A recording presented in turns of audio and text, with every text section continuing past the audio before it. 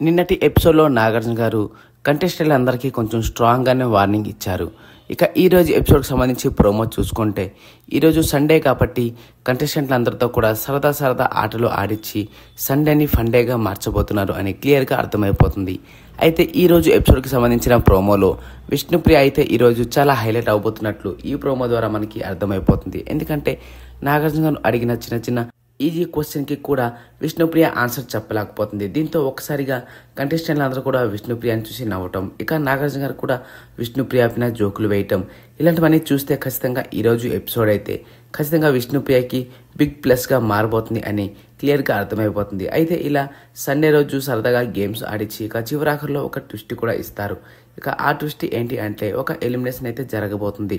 ఇక ఆ ఎలిమినేట్ అవ్వబోయేది ఎవరో కాదు, శేఖర్ భాష అని ఆల్రెడీ ఇన్ఫర్మేషన్ అయితే లీక్ అయిపోయింది. ఇక శేఖర్ భాషకి కొడుకు కూడా పుట్టాడు అని చెప్పి నిన్నటి ఎపిసోడ్లో నాగార్జున గారు చెప్పారు. ఇక కొడుకు పుట్టిన శుభ సందర్భం వేళ శేఖర్ భాష అయితే తన ఇంటికి కూడా వెళ్ళటం ఒక రకంగా అతనికి అది మంచిదని చెప్పుకోవాలి. సో శేఖర్ భాష విషయంలో ఎలిమినేషన్ అయితే తనకు ప్లస్ అయిందనే చెప్పుకోవాలి.